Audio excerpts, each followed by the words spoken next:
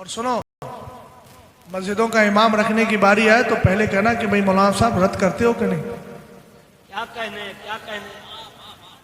اگر وہ کہے میں رد کے چکر میں نہیں پڑتا ہوں تو کہنا ایسے ردی مولانا ہم نہیں رکھتے. دلیل دے رہا ہوں میں. کسی کی مائی نے دودھ نہیں پلایا ہے کہ میری اس دلیل کو کاٹ سکے، اس لیے کہ میری دلیل نہیں ہے، یہ سرکار کا فرمان ہے. اور اعلیٰ حضرت کا نام لینے والے بھی دھیان سے سنیں. اعلیٰ حضرت نے فتاوی رضویہ میں کہا بد مذہبوں کا رد کرنا فرض اعظم ہے، فرض اعظم.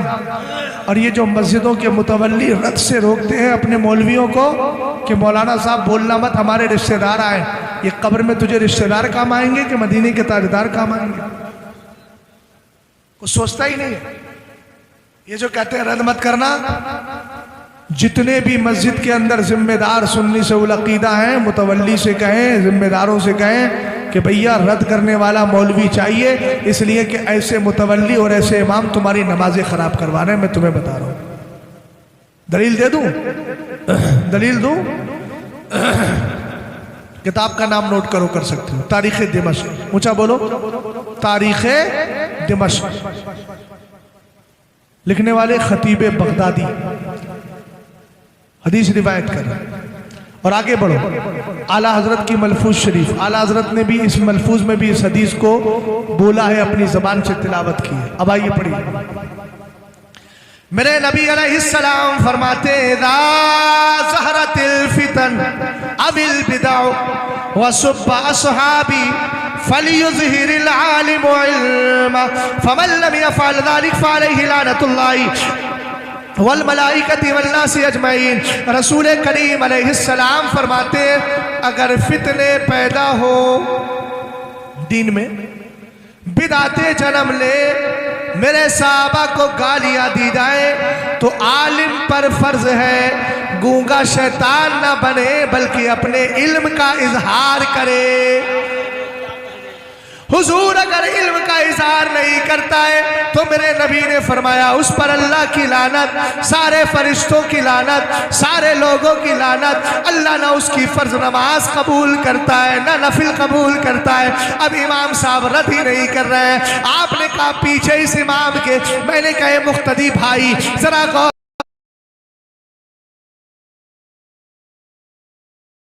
قبول ہوگی. نقصان کر رہے ہیں.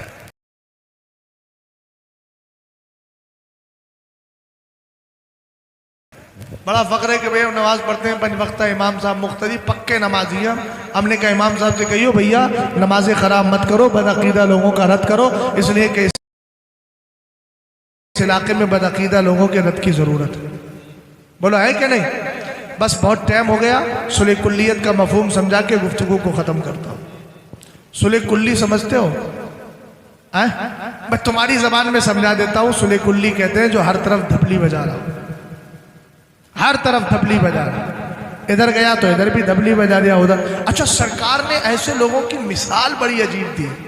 حضور نے فرمایا کشات العائرہ، یہ جو صلح کلی ٹائپ کے لوگ ہیں ان کی مثال اس بکری کی طرح ہے جو کبھی ان بکروں کے پاس جاتی ہے کبھی ان بکروں کے پاس جاتی ہے.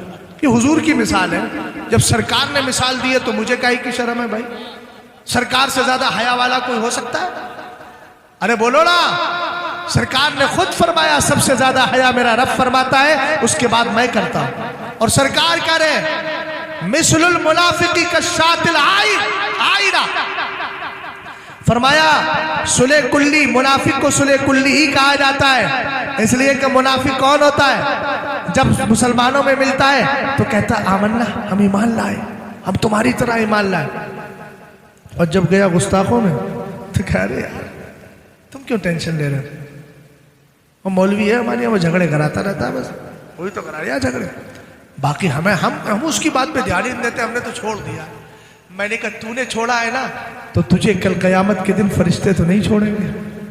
جب تیری کمر ٹوٹے گی تب سمجھ میں آئے گا کہ جو مولوی سمجھاتے تھے، تقریریں کرتے تھے اور ساری دنیا کی دشمنی مول لیتے تھے، وہ تیرے ساتھ اچھا کر رہے تھے کہ برا کر رہے تھے. ارے بھئی سرجن کو لوگ گالی دیں تو بے وقوفی ہے کہ نہیں؟ ہم روحانی سرجن ہیں، وہ جسمانی سرجن ہیں. समझ में आई बात आपकी? एंटीबायोटिक दे के, थपकियां दे के हम आपको जो है बीमार नहीं बनाएंगे। फावड़ा जब बड़ा हो गया है, ऑपरेशन के लायक है, तो ऑपरेशन ही करेंगे, एंटीबायोटिक दे के बेवकूफ नहीं बनाएंगे। तवज्जो है? सुलह कुल्ली का मतलब समझ गए? दोनों तरफ की तबली बजाने वाला।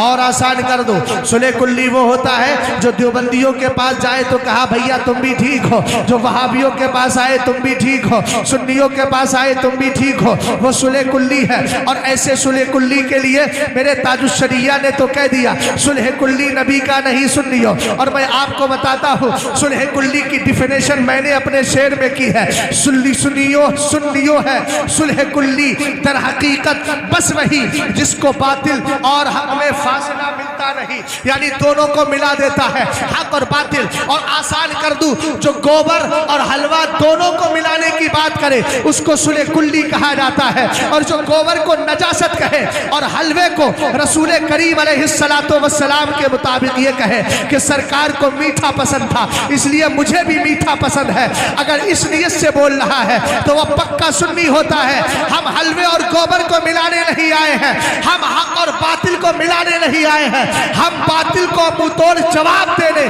और हक को कायनात में आम करने के लिए आए हैं। और दुनिया वालों को बताने आए हैं, किल के रजा है खंजरे खूखार बरकबार, आदा से कह दो खैर मनाए न शर्क।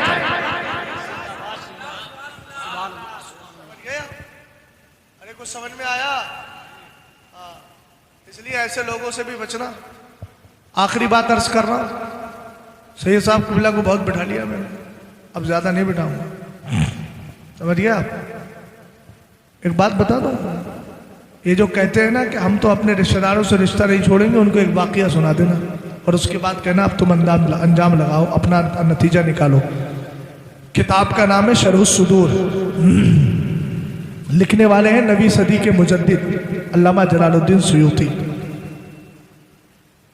मालूम है क्या लिखते हैं? एक शख्स था जो अबू बकर उमर को गालियां नहीं देता था, मगर जो गाली देता था उसके पास बैठता था।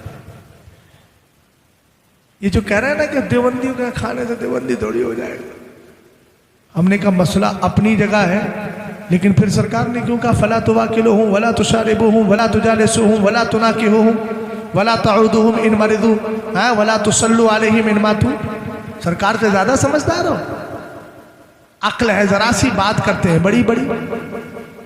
अजीब तरह से कौम को बेवकूफ बनाने का एक धंधा चल रहा है, इसलिए कि दोनों तरफ तबली बजाना है तो कुछ तो रास्ते निकालना पड़ेंगे।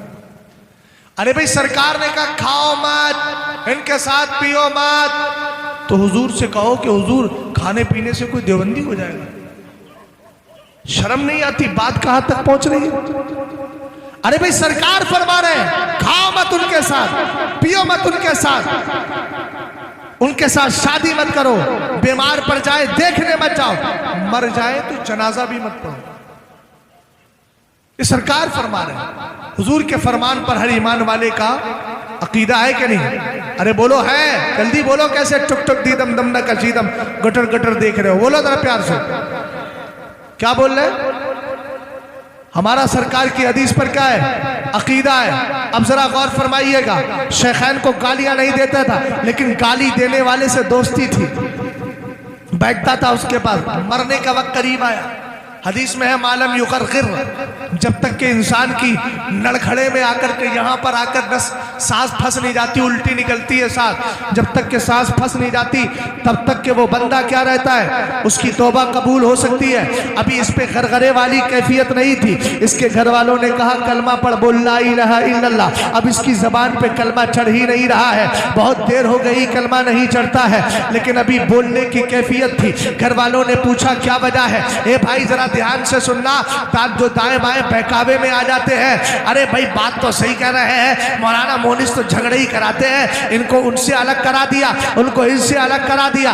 हमने कहा यार इस्लाम तो 1400 साल पहले वही था जो आला हजरत ने हमें दिया है, मसलक वही था जो आला हजरत ने हमें दिया है, लेकिन आकर इख्तिलाफ हमने थोड़ी कराया, इख्तिलाफ तो ये करा चुके हैं, इन्होंने इख्तिलाफ किया है। सुन्नियों को